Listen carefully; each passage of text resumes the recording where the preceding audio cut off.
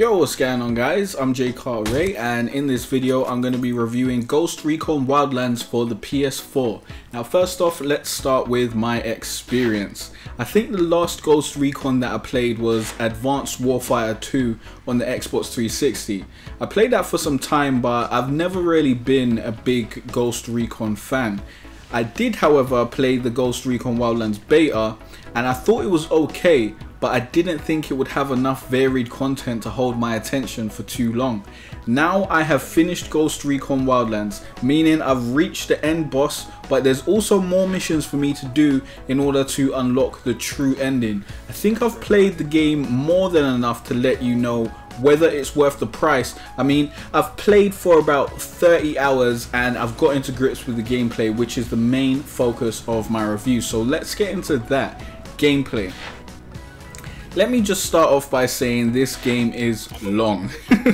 It's a typical open world game with side activities, not side missions by the way, to complete, as well as a main set of missions. The mission structure is similar to something like Crackdown or Mercenaries, but in this game you have 4 main heads of the Santa Blanca cartel, and you need to take out those main heads or capture them before you can take out or capture El Sueño, who is the boss of the Santa Blanca cartel.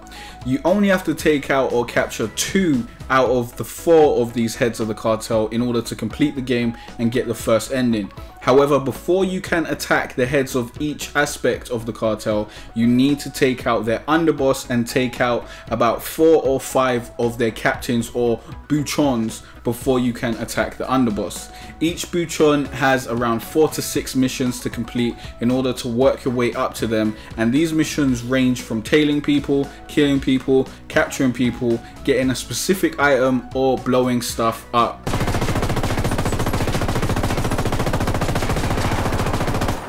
But in order to get access to those missions, you need to find and scan information located out in the open world and generally in outposts. Taking out outposts is the core loop of the game, similar to the Far Cry games and many others, especially Ubisoft games. Almost every mission requires you to get into an outpost full of enemies and complete some sort of objective.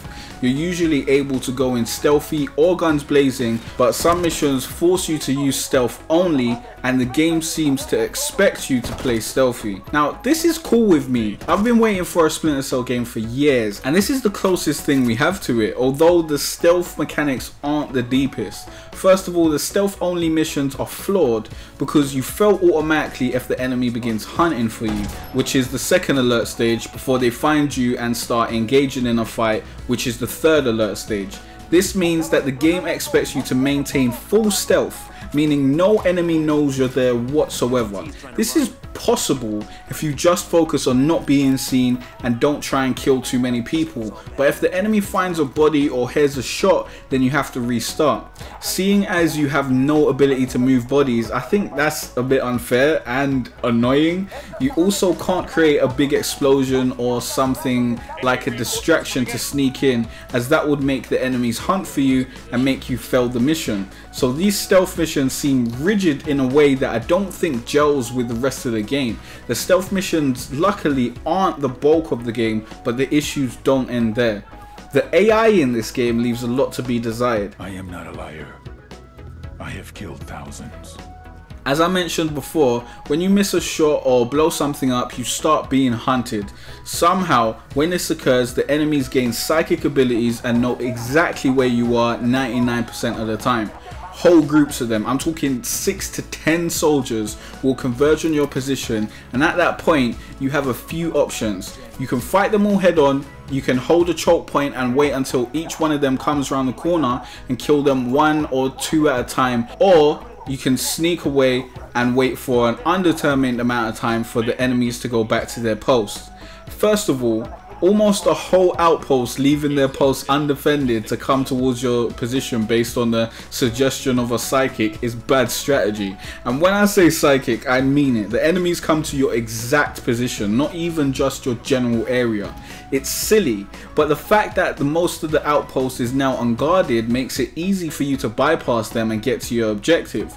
A better way of dealing with this would be for a group of about 4 soldiers to come out and hunt for you for a fixed amount of time, something like the alert mode in Metal Gear Solid, and then going back to the base and report nothing is there if you don't kill them. This gives you the choice of killing those soldiers, meaning you've got 4 less enemies to deal with, but maybe they send out a larger or stronger hunting party, or letting them live in order to remain stealthy and undetected.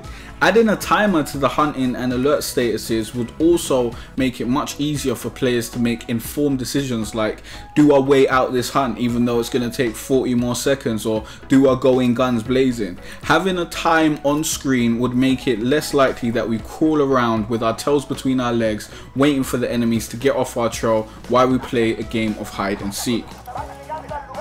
Enemy reinforcements coming in. We're heading to our last position.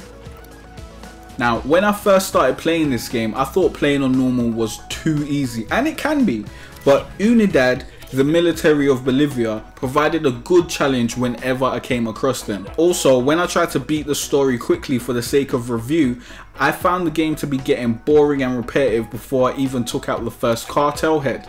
Then I realized what the game was about and what I had been neglecting by not exploring and doing side activities. The game is about leveling up your character and finding better weapons for your loadout.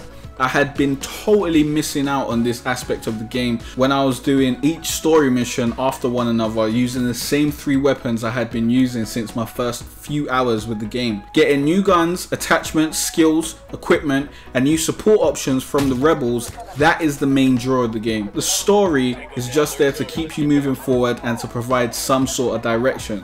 And when you combine the clearing outpost loop that I mentioned earlier with the possibilities of getting new rewards such as skills, attachments and weapons, then the process becomes much more exciting. Leveling up my character was very much a background thought while I was playing through Ghost Recon Wildlands, although I always got excited when I found a new skill medal, a gun or attachment I wanted, and even leveling up skills for my character when I remembered to do it. In addition to getting new equipment and skills, the side activities around the open world give you access to rebel support such as spotting area, using mortars, providing backup and delivering vehicles, most importantly the helicopter. These upgrades are quite useful and enable you to streamline your gameplay and make things easier or give you more options to play with. Now, I could go on and on about the gameplay and list all the other things that you can do, but that may be suited to a more in-depth spoiler review, and if that's requested I may do that, but for now let me just say that I played the majority of this game solo, and I think that is generally better if you play it with friends. That is the same for all games, but this game seems designed as a co-op experience. The mediocre AI and the repetitive missions are much less annoying if you're playing with a group of friends. I did try and play public co-op, but I wouldn't recommend it. The few times I joined the game, the other people were either loud and annoying, didn't speak English, or everyone was just going about doing their own thing. Bugs. There were quite a lot of sound bugs. Dialogue would cut out in cutscenes, and it would take a while for a vehicle engine noise to kick in after loading up an area. At one point when I loaded up the game, there was no sound whatsoever, but that was fixed when I restarted my PS4. I was also stuck on a cliff at one point because I had no way to jump out, because there is no jump button. All you can do is a contextual climb, and there was nowhere to climb out, so that may be classed as a bug also. Story. The story is not the main focus in Ghost Recon Wildlands, and I doubt it's going to win any awards, but I was very interested in the story of El Sueño and the cartel. I liked El Sueño's narrations a lot and the videos regarding the cartel. The actual story and in-game cutscenes left a lot to be desired. A lot of the voice acting wasn't great and most of the story just wasn't interesting. You could turn off the sound and put some music in the background and play this and you won't be missing out a bunch. The first ending is mediocre, and I will create an updated video where I talk about the real ending after destabilizing the cartel 100% if it gets any better. I think the main problem with the story is that the game was designed to be played in any order and in co-op. This means there's no character development at all, and the team you play as has no real personalities. Since your team members were designed to be traded out for co-op buddies at any time, I understand why they have no personality, but even your main character seems to be made out of cardboard. This is an open world game with a focus on open world co-op mischief and fun, so I doubt the story will be the reason anyone plays this game. But again, El Sueño's parts were great. He rarely made every narration he made sound epic and interesting.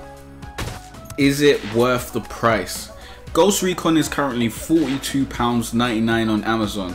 I had a lot of fun with Ghost Recon Wildlands. I played it for over 30 hours and I want to play it more, although probably in multiplayer. I do think that if you're going to play this game single player, you should be aware of the repetitive nature of the game, but if you love taking out outposts and finding new gear like I do, then you'll have a bunch of fun planning your sweet, smooth tactical outpost clearings and taking on the Santa Blanca cartel. I also forgot to mention that the gunplay and combat feels very good and satisfying despite the AI's shortcomings. I think this game is definitely worth the money if you have at least 2 friends to play it with, and worth the money in single player if you like taking down outposts in these kind of games, as there is a lot of content here. But if that's not your thing, then you're better off waiting for a sale. Let me list some pros and cons so you can make up your own mind. On the list of pros, you have a lot of weapons and unlockables, a bunch of outposts to take out, a lot of missions to tackle, a stable open world co-op experience, and good gunplay.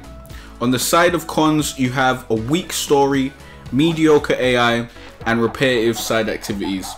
Thanks for watching, guys. Also, thanks for liking and subscribing. Let me know what you thought of this game in the comment section below, and if you want to check out the rest of my reviews, you can click on the playlist on the screen to do that.